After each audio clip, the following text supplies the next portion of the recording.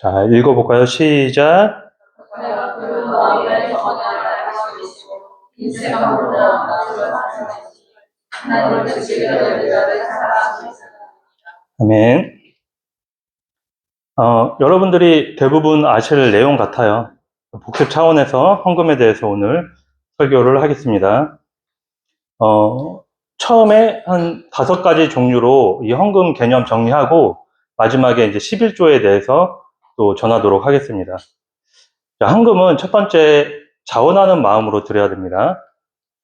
읽어볼까요? 시작. 아까 그 마음의 정원대로 할 것이요 인생으로 나를 하나님을 지키게 되는 자를 사랑하시니. 네, 하나 더 읽을게요. 시작. 이스라엘 자손에게 명령하여 내게 예물을 가져오라고 기쁜 마음으로 내는 자가 내게 바치는 모든 것을 너희는 가질지니라. 아멘. 기쁜 마음으로 내는 자.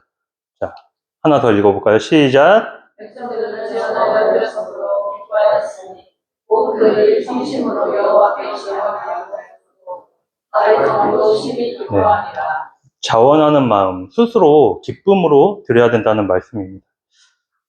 그런데 만약에 내가 헌금 드리기가 아까울 수도 있죠. 그러면 아까우면 드리지 않는 것이 맞을까요? 이렇게 전하는 목회자들도 있어요. 만약에 헌금이 아깝다고 생각하면 드리지 말아라. 맞는 말이긴 한데 저는 조금 다르게 생각합니다. 저는 좀 아까운 마음이 들더라도 헌금은 드려야 된다고 생각해요. 왜냐하면 훈련이기 때문에 그렇습니다. 훈련은요, 우리가 원하는 것만 하는 것이 아니라 우리가 때로는 하기 싫은 것도 해야 돼요. 꾸준함 속에서 그 실력이 늘어나기 때문에 그렇습니다. 평소에 하나님께 드리는 훈련이 되어 있지 않으면요, 정말 하나님이 원하실 때 그때 드릴 수가 없어요. 그리고 그때도 인지할 수가 없습니다. 그리스도인들은 돈에 끌려다니는 것이 아니라 예수님을 따라가는 거잖아요. 그러므로 헌금, 건강한 헌금을 통해서 이것이 훈련돼야 돼요. 우리가 기도할 때 어떻게 기도하죠? 하나님, 저는요 하나님 거예요. 다 하나님 겁니다. 그래서 뭘 드리죠 우리가? 기도하고 시간 드리잖아요. 그리고 봉사하잖아요. 오늘도 많이 봉사를 하셨는데 시간과 헌신을 드립니다. 그런데요, 돈은 좀 드리기가 아깝습니다. 돈은 좀 어려운데요. 이럴 수도 있어요. 내 모든 것이 하나님의 것임을 고백하면 돈도 예외일 수는 없다고 생각하시면 돼요. 처음에는 이 의무적으로 조금씩 드리는 훈련이 돼야 돼요. 그렇게 꾸준함 속에서 성령님이 개입하세요. 그러면 돈이 하늘의 보다, 돈이 하늘의 것, 즉 예수님을 사랑하는 마음을 그 돈보다 더 사랑하는 마음을 주세요. 자, 그래서 헌금 첫 번째는요, 내가 자원하는 마음, 기쁨으로 드려야 돼요. 이것이 안 된다면 훈련을 하셔야 됩니다.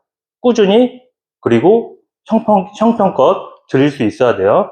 자, 두 번째는요, 헌금은 액수가 중요한 것이 아니에요. 마음의 중심, 마음이 중요한 것입니다. 과부의 두 랩돈 아시죠? 읽어볼게요. 시작.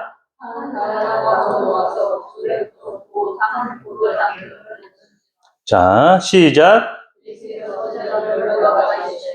내가 진실로 너에게 이르노니 이 가난한 과부는 헌금 안에 넣는 모든 사람보다 많이 얻었다. 네, 이 두 랩돈은요, 1,000원이 안 되는 돈이에요. 굉장히 작은 돈이죠. 굉장히 작은 돈이에요. 그렇지만 예수님은 그 돈의 액수를 보신 게 아니라 그 사람의 중심, 마음, 정성을 보신 거잖아요. 신실한 믿음의 사람 중에 가난한 사람도 있어요. 건강하지 않은 사람들도 있습니다. 하나님께서는요, 헌금을 더 많이 내는 사람을 좋아하시고 적게 내는 사람을 멸시하시는 그런 분이 아닙니다. 누구보다도 그 마음의 중심을 보세요. 중심을 보세요. 하나님의 많음과 사람의 많음은 달라요. 그래서 하나님께서는 허락하신 만큼 요구를 하세요. 달란트 비유 아시죠? 달란트가요, 재능이란 뜻이에요. 달란트. 이 시대에는 달란트가 큰 돈이에요. 그래서 5달란트 맡긴 자, 2달란트, 1달란트 다 다르게 맡기셨죠?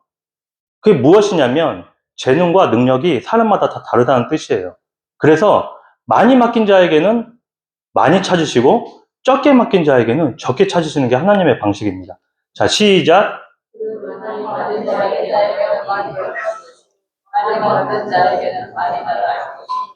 네. 많이 주셨다면 그만큼의 이유가 있어요. 그거에 맞게 우리가 그 재정을 사용하고 건강, 달란트, 능력, 은사 이런 것들을 사용해야 돼요. 분명한 것은요 뭐냐면 많이 받았던 적게 받았던 반드시 찾으러 오시는 날이 있다는 거예요. 그 날이 반드시 온다는 거예요. 자, 세 번째는요. 이 헌금을 드렸을 때 나를 드러내는 용도로 사용하면 안 됩니다. 이건 너무나 잘 아시죠? 나를 드러낸다. 아, 나 헌금 얼마 했어. 11조 얼마에 이런 것들 말씀하는 건데 절대 그러시면 안 되는 건 너무나 잘 아실 거예요. 제가 예전에 한 7년 정도 재정부를 했었어요. 그 재정부를 하다 보면 누가 얼마 내는지 다 알잖아요. 그 누가 얼마 내는지 그 아는 그 정보가 참 어렵더라고요.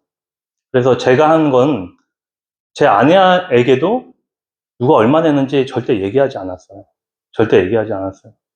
그리고 많이 내든 적게 내든 성령님을 통해서 바라보자 이렇게 생각을 했습니다.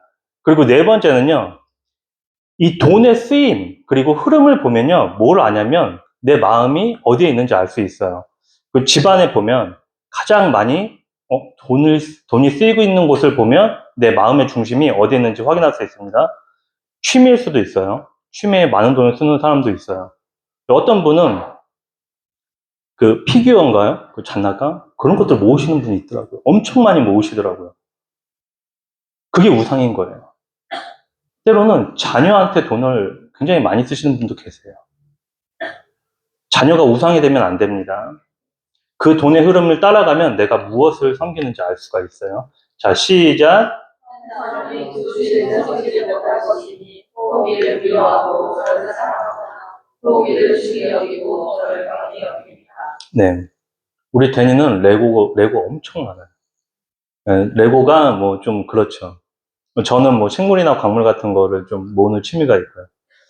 그렇지만 중요한 거는 이 돈의 흐름을 쫓아가다 보면 그곳에 내 마음이 있다는 거예요. 자, 다섯 번째는 이제 정리를 하겠습니다. 헌금이요, 구원의 조건은 아니에요. 하지만 자신의 믿음을 표출하는 표현일 수는 있어요. 그래서 하나님의 주인님을 인정하는 행위가 바로 헌금이에요. 내가 하나님의 것이면 나의 돈도 하나님의 것입니다. 그리고 이 땅의 모든 소산들, 이것이 내 것이 아님을 고백하는 거예요. 그리고 레위인, 가난한 자, 공동체를 살리기 위해서 이 헌금을 거뒀어요. 레위인은 누구죠? 이 교회에서 일하는 사람, 성전에서 일하는 사람들을 레위라고 해요. 레위. 그 사람들을 위해서 헌금을 거뒀습니다. 헌금을 드릴 때는 억지로 하지 말고 인색함으로 하지 말고 기쁜 마음, 자원하는 마음이 필요한 겁니다. 훈련이 돼야 돼요. 그래서 즐거운 마음으로 마음의 중심을 가지고 청지기적 마음으로 각자 형편대로 드리는 것이 헌금입니다. 그리고 헌금 드릴 때 전날에 미리 준비하셨으면 좋겠고 제일 깨끗한 지폐로 미리 준비를 하세요. 간혹가다 접어서 헌금하시는 분이 있어요. 우리 친구들도 있는데 그럼 절대 안 돼요. 절대 안 됩니다. 헌금은 쭉 펴서 반드시 넣고 넣기 전에 기도하고 두 손으로 그렇게 드렸으면 좋겠습니다. 그럼 이런 질문이 나올 수 있겠죠. 헌금을 많이 하면 돈이 많아질까요? 자, 이거를 마치 공식이나 거래와 같이 생각하시면 절대 안 됩니다. 하나님께 헌금을 드리는 이유는 모든 것이 하나님의 것임을 고백해요. 심지어는 나까지도. 건강하게 이렇게 헌금, 물질을 훈련받은 자, 그리고 물질을 드리는 자는요, 물질 때문, 재정 때문에, 돈 때문에 하나님을 배신하는 일이 결코 없습니다. 하지만 또 완전히 아니라고. 이 복을, 우리가 헌금을 드린 만큼 복을 받습니까? 라고 물어봤을 때, 완전히 그걸 부인하진 않아요. 다만 내가 부자나 형통함을 위해서 헌금 드리는 것이 건강한 신앙생활은 아니라는 겁니다. 자, 이 판단은 설교를 끝까지 들어보신 다음에 여러분들이 판단하셨으면 좋겠어요. 자, 지금부터 이제 부담스러운 좀 이야기를 할 텐데 헌금 중에 제일 드리기 힘든 헌금. 네, 네. 하지만 신앙생활에 있어서 좀 중요합니다. 그리고 제 생각에는 이 11조는 다른 헌금과는 성격이 좀 달라요. 11조에 대해서 제가 말씀드리겠습니다. 예전에 어떤 목사님이 이렇게 말씀하는 경우가 있었어요. 11조는 구약의 율법이다. 구약의 율법인데 이미 예수님이 오셔서 구약의 율법은 폐해졌다, 없어졌는데 왜 그거를 드리냐. 11조를 드릴 것 같으면 제사도 드려야지. 힘든 제사는 드리지 않으면서 11조를 강요하는 것이 말이 되냐. 이렇게 역성을 내시더라고요. 제가 그 설교를 듣고 좀 충격을 받았어요. 왜냐면 이분이 어떻게 목회자를 하고 계시지? 이분은 신학을 공부했나? 이런 생각이 들었습니다. 맹인이 맹인을 인도하고 있는 모습 같았어요. 그러면 그 목사님 말씀처럼 11조가 율법이니까 안 지켜도 된다고 주장을 했으니까 제가 이 11조를 율법의 전제로 말씀을 드릴 거예요. 그러니까 이 11조를 율법적인 측면과 율법적이지 않은 측면, 두 가지 측면에서 말씀을 전하도록 하겠습니다. 첫 번째는 율법적인 측면이에요. 11조가 율법이냐라고 물어보신다면 네, 11조는 율법이 맞습니다. 시작.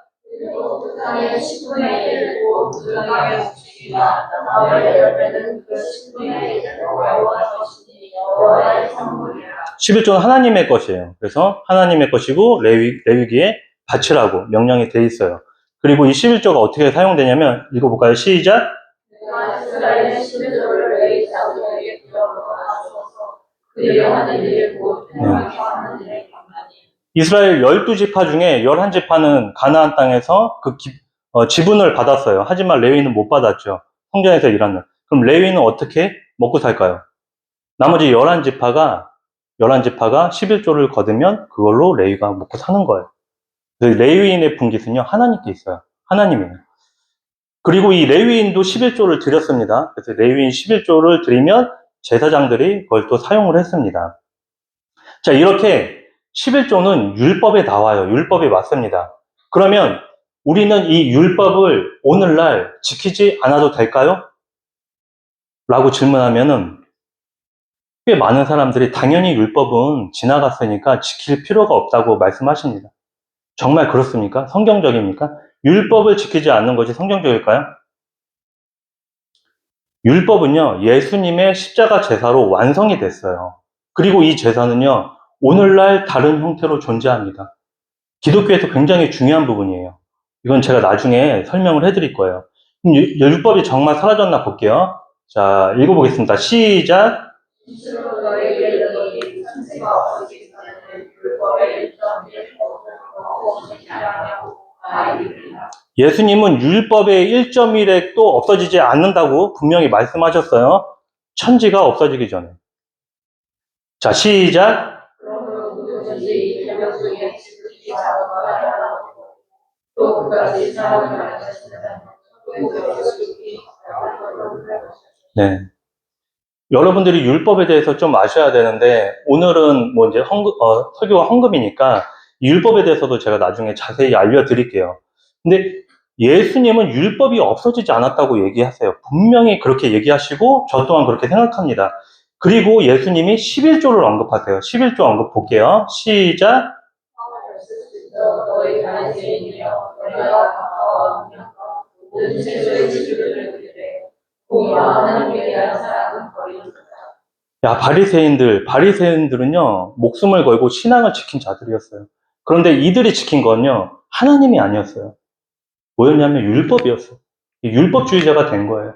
그래서 11조가 율법이기 때문에 11조를 지켰어요. 그런데 뭘 못 지켰죠? 하나님의 뜻을 모르는 거예요. 그래서 사랑하지 않았어요. 그 율법을 가지고 다른 사람들을 정죄하는 데 사용했습니다. 그러니까 이 사람들은 11조를 드렸는데 사랑과 공의가 없다는 거예요. 그걸 책망하시는 겁니다. 그리고 나서 예수님이 이렇게 말씀하십니다. 시작. 네, 뭐라고요?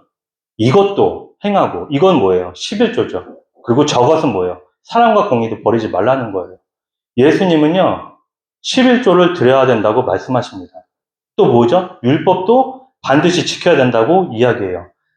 우리가 여기서 깨달아야 되는 건 뭐냐면, 구약처럼 행위로, 내 의로, 내 노력으로 율법을 지키는 걸 얘기하는 게 아니에요, 예수님은.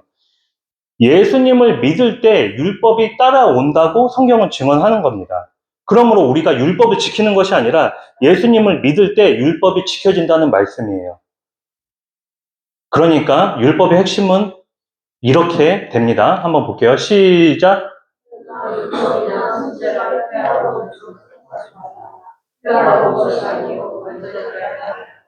율법이 완전해지기 위해서는요, 그 율법을 지켜야 됩니다. 그런데 내가 이 땅에 온 것은 율법을 폐하는 게 아니라 완전하게. 그러므로 예수 그리스도가 율법을 완전하게 하십니다. 그러니까 우리는 누굴 쫓아야 돼요? 예수님을 따를 때, 예수님을 믿을 때 율법이 완전해진다는 거예요. 그러면 어떻게 율법이 완전해질까요? 자, 시작.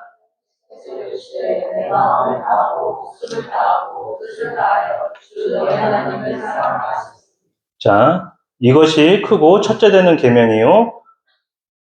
둘째도 그와 같으니 내 이웃을 내 자신과 같이 사랑하라 하셨으니.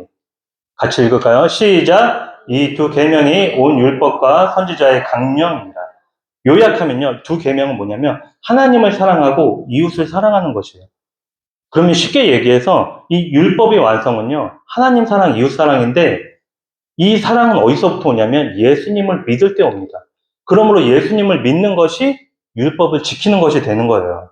그러면 우리가 11조를 율법으로 볼 때 우리는 어떻게 이 율법을 지키나요? 믿음으로 율법을 지키게 되는 거예요. 그러니까 율법을 지켜야 되는데 예수님이 1.1도 없어지지 않는다고 했잖아요. 이 율법을 오늘날 어떻게 지켜요? 그 율법을 우리가 다 외우고 달달 행하는 것이 아니라 예수님을 믿어서 하나님을 사랑하고 이웃을 사랑할 때 그 율법이 완성이 되는 거예요. 율법이 지켜진다고요. 그럼 그 율법 안에 뭐가 있어요? 11조도 있죠. 그러니까 11조도 믿음으로 지켜지는 거예요. 믿음으로 지켜지는 겁니다. 우리가 율법적인 측면으로 볼 때도 11조는 지켜야 되는 거예요. 그러면 반대로 율법적이지 않은 측면에서 보겠습니다. 11조가 율법이 아니라는 건요, 율법 전에 성경에 11조가 두 번 나와요, 두 번. 율법과 상관없이 나오는 거죠. 첫 번째는요, 아브라함이 멜기세덱한테 11조를 바치는 것. 그리고 두 번째는 아브라함이 하나님께 11조를 약속하는 이 두 가지가 나와요. 먼저 야곱을 볼게요. 야곱은요, 정말 형편없는 사람이었어요. 평생 자기 욕심으로 살았어요. 그리고 사랑하는 방법을 몰랐어요. 그래서 엄청난 편애를 했고, 그것 때문에 자신도 고통받고, 주변 가족들이 모두 고통을 받았습니다. 장자권에 욕심을 내서 형과 아버지를 속였죠. 그리고 형과 원수가 됐습니다. 그 다음에는 두 아내를 얻었어요. 레아와 라헬을 얻었는데, 야곱은 라헬을 사랑했죠. 그래서 그 두 아내가 엄청 싸우고 갈등해요. 굉장히 힘들어합니다. 그리고 야곱은 11명의 자녀를 얻어요. 그 중에 누구를 사랑했죠? 누구를 편애했죠? 요셉을 편애했잖아요. 그래서 형들의 미움을 받아서 요셉이 팔려갑니다. 야곱은요, 철저하게 자신만을 위해서 살았어요. 그런 그 이기적인 야곱이 하나님 앞에 11조를 드린다고 약속을 하는 거예요. 볼게요. 시작. 하나님을 지게 될 것이요 하나님께서 내게 주신 모든 것에서 10분의 1을 내가 반드시 하나님께 드리겠나이다. 10분의 1을 그 이기적인 야곱이, 욕심 많은 야곱이 드리겠대요. 이거 그냥 드리겠다고 한 건가요? 아닙니다. 야곱이 조건을 달아요, 조건을. 볼게요. 시작. 우리 선을 하나님이 나와 함께 계셔서 내가 하는 일에서 가르치시고 너를 받아와 이불을 주시고 시작.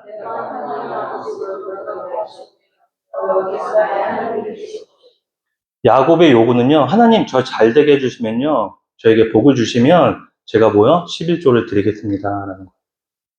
오늘날 우리도 마찬가지죠. 제 교회에 열심히 나오면 하나님 복 주세요. 마치 거래하듯이. 하나님, 제게 복 주시면요, 제가 11조 드릴게요. 제가 이 사업만, 제가 승진만 하면요, 지금부터 이제 11조를 드릴게요. 이기적인 야곱은요, 하나님을 대할 때도 굉장히 자기 중심적으로 하나님께 요구를 합니다. 하나님은 야곱의 이런 성품을 아셔서 야곱에게 뭐라고 하시죠? 지렁이 같다고 하시는 거예요. 벌레 같다고 하십니다. 그럼에도 불구하고 이 어처구니 없는 야곱의 요구에 하나님이 응답을 하세요. 대답을 하세요. 어디에서 대답하시냐면 저 구약 끝에 있는 말라키에서 하나님이 대답을 하십니다. 어떻게 대답하시는지 볼게요. 시작. 그의 여호와가 이르노라 내게 우리 전시를 창고에 들여 나의 주제는 지키게 하고 무엇으로 나를 시험하라. 내가 하늘의 문을 열고 너희에게 복을 쌓을 곳이 없도록 붙지 아니하나 보라. 그래, 벌레 같은 너희들아, 생각이 짧은 너희들아, 나를 시험해봐라. 내가 11조로 너희를 축복하지 않나? 너희가 한번 11조를 드려보라는 거예요. 중요한 것은요, 우리가 감히 하나님을 시험할 수 있는 유일한 방법이 11조고요. 동시에 하나님도 그 11조로 우리를 테스트 하시겠다는 거예요. 이건 뭐냐면요, 율법이 아니에요. 율법이 아니에요. 약속입니다. 언약입니다. 11조 앞에 어떤 단어가 붙냐면 복이라는 단어가 붙어요.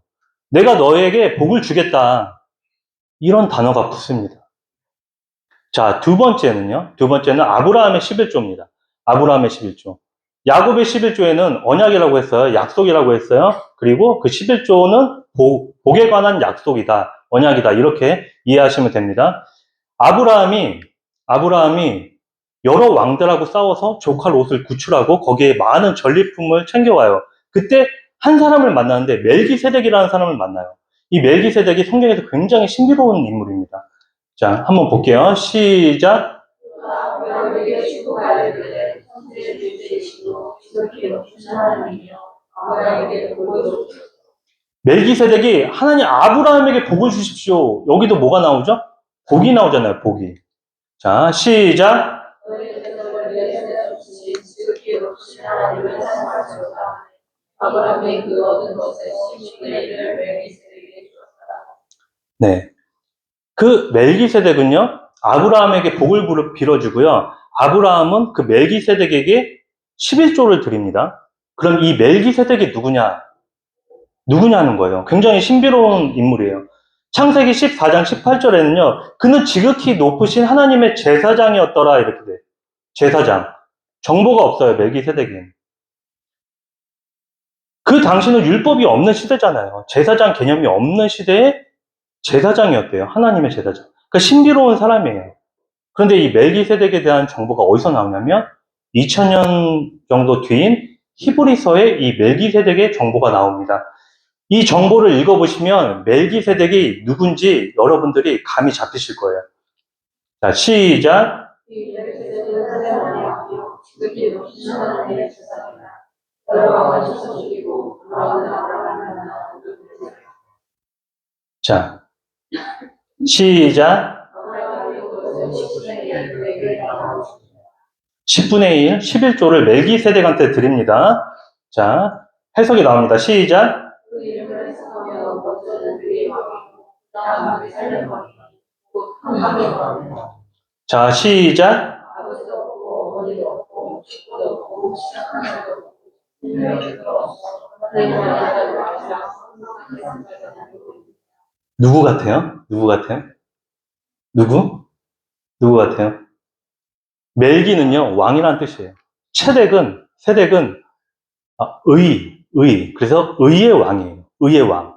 그리고 살렘 왕이라고 하잖아요. 살렘 왕. 살렘은요, 샬롬이에요. 샬롬. 평강의 왕이다. 평강의 왕. 그리고 또 뭐라고 하죠?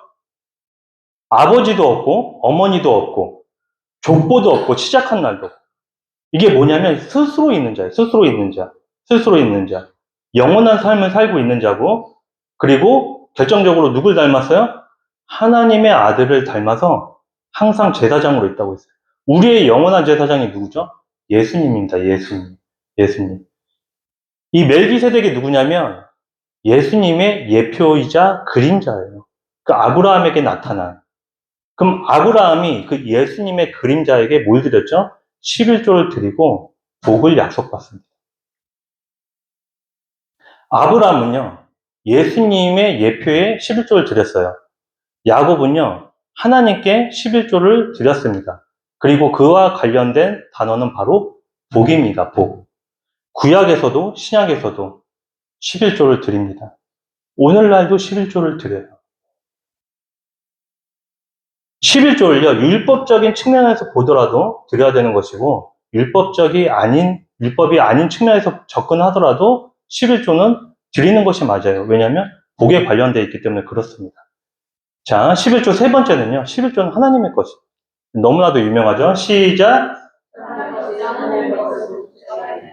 그러나 너희는 나의 것을 묻지않고 말하되 우리가 어떻게 주의 것을 묻지않아야 할까?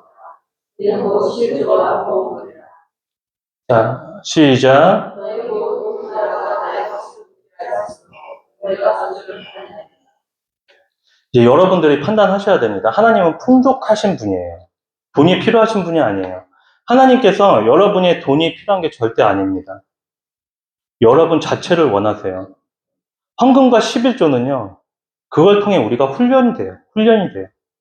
그래서 하나님 나라의 사역과 동역자로 우리를 불러오시는 거예요. 그 영광스러운 자리에 우리가 함께 동참하기를 원하시는 거예요. 파트너로 생각하시는 거예요.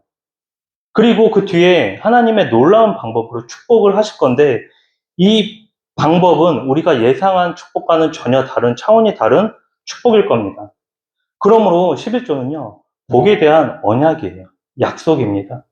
우리는 하나님께로부터 왔고, 우리가 하나님께로부터 왔으면 우리의 물질도 하나님의 것이에요. 이것이 뭐죠? 맡은 자예요. 청직입니다. 우리는 청직이에요. 그래서 그 하나님이 맡기신 그 재정, 돈을요, 거룩하게 구별해서 사용한다면 하나님이 어떻게 하죠? 달란트 비유에서 더 많이 맡기시죠. 더 많이 맡기시는 게 굉장히 성경적인 거예요. 그러니까 내가 헌금과 11조를 건강하게 드리면 하나님이 내 재정을 더 풍성하게 주신다는 거는요, 성경적인 겁니다. 그러나 더 큰 돈을 받기 위해서 헌금을 드리는 건요, 잘못된, 건강하지 못한 헌금관이에요. 먼저 우리는요, 건강하고 올바른 신앙과 헌금관이 우선해야 된다는 것이에요. 11조는요, 믿음으로 드려야 돼요. 그러면 그 11조는 우리의 믿음을 표현하는 그릇이 됩니다. 저는요, 이미 복을 다 받았어요. 왜냐면 이제 예수님 믿고 구원 받았기 때문에 더 큰 복은 없다고 생각해요. 만약에 누가 당신 11조도 하고 예수님을 잘 섬긴다고 하면 왜 당신은 부유하게 못 사냐 이렇게 질문할 수도 있습니다. 그런데 저는 알아요. 저는 굉장히 교만한 사람이에요. 그래서 돈이 많아지면 어떻게 될까요? 하나님과 멀어지는 사람입니다. 저는요, 돈과 함께 멸망할 사람이에요. 하나님은 이거를 미리 하셨고 저는 이제 알았어요. 그리고 이제는 돈과 관계없이 행복하게 사는 법을 깨달았어요. 그 중심에 예수님이 계시면 더욱 그러하다고 생각합니다. 11조는요, 나의 믿음의 한 부분일 뿐입니다. 자, 마지막으로 당부하겠습니다. 여러분들이 헌금 내시는 걸로 교회가 운영이 돼요. 목사님 사례도 나가고 제 사례도 나갑니다. 그렇지만 여러분들이 낸다고 생각하시면 안 돼요. 내가 내는 돈으로 이 교회를 이끌어 간다. 내가 내는 돈으로 이 교회가 먹고 산다라고 생각하시는 분들은요, 정말 그 교회는 사람이 운영하는 교회가 되더라고요. 반면에 온전한 믿음으로 드리는 분들이 있어요. 온전한 믿음으로 하나님께 드리는 분들이 있어요. 애초에 이 헌금은, 이 재정은 하나님의 것이니까 하나님 것을 구별하여 하나님께 돌려드립니다. 이렇게 하시는 분이 있습니다. 그 교회는요, 하나님이 운영하시는 교회예요. 하나님의 나라를 바라보면서 여러분들 헌금과 11조를 드렸으면 좋겠습니다. 우리가 먼저 하나님의 나라와 의를 구할 때 우리에게 필요한 모든 것을 채우시는 분이 하나님이십니다. 자, 우리 그 하나님을 찬양합시다.